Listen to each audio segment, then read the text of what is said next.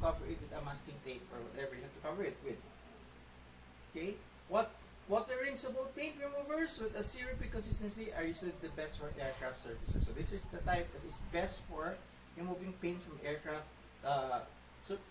surfaces. So water rinseable paint removers with a zero-P consistency or minimum viscous are usually best for aircraft surfaces. Okay. The surface is then covered with a heavy coating of remover and allowed to stand until the paint swells and wrinkles up. Okay, remember, you cannot just sand it, Okay, unlike in the woods that you to remove the paint, you simply sand it. No, you cannot use any sand. Although you can use sandpaper, the 400 grit, but the best thing is not to use it first. Use a paint remover. So after you put the paint remover on the surface, and when it swells up, and that's the time you can remove the paint easily. Okay, because if you use a 400 grit in a sandpaper, it might take you forever to remove the whole paint on an aircraft, especially if you're working on a Boeing on a jumbo jet, for example. Okay.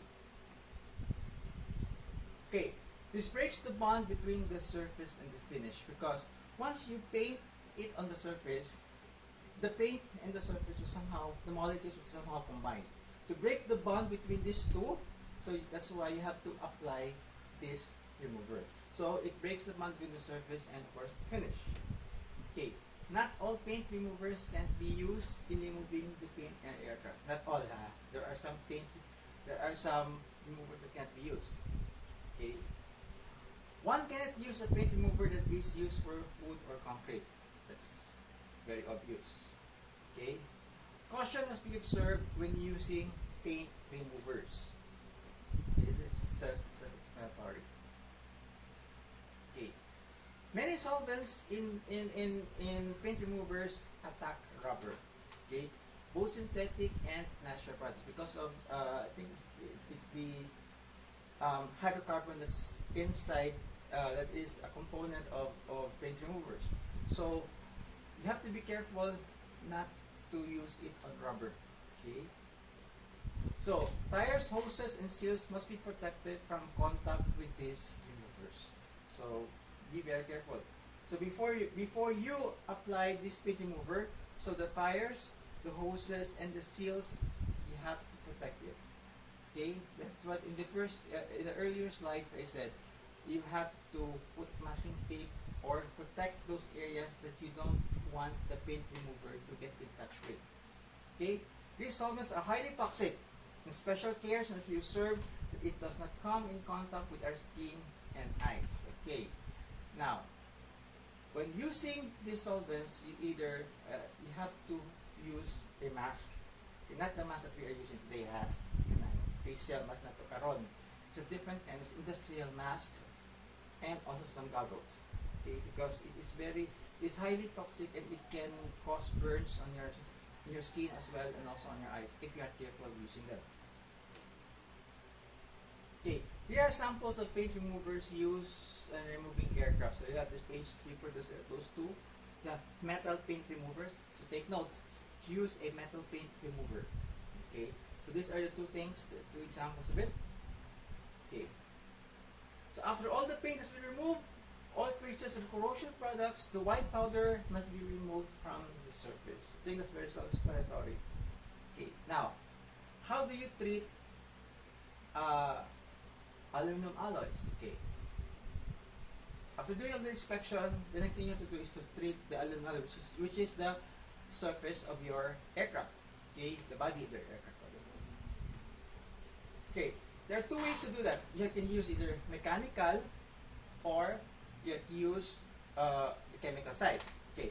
The mechanical corrosion removal, okay, there are three stages of corrosion. Okay, you have the very mild,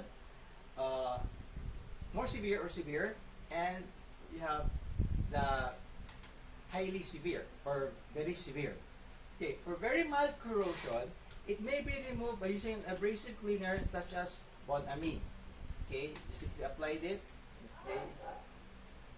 So the abrasive cleaner should contain chlorine, Nylon scrubbers such as Scotch-Brite can be used to remove mild corrosion. Take note ha, not aluminum, not steel wool. Nylon scrubbers, okay? Strictly, you use a nylon scrubber such as a Scotch-Brite can be used to remove mild corrosion. Okay. So this is an example of abrasive cleaner. It's actually a household abrasive cleaner, kind like our cleanser that we have here in our houses. Okay, but this is the brand that is being used in aircraft. Okay, for severe, okay, but not heavy corrosion, okay, an aluminum wool or aluminum brush can be used. Okay, aluminum wool and brush are very soft ones. Okay, they're not like the steels that are very rigid.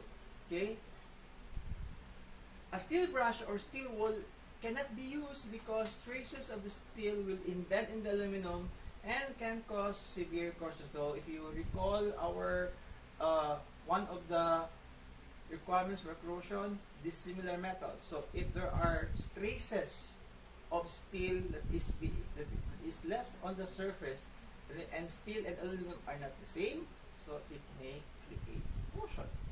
And it causes severe corrosion. Blasting the surface with 500 mesh beads can be used for a severe corrosion. It means simply blasting it. Okay? Pero when you sandblast it, you cannot use any type of just sand. You have to use glass beads. Okay?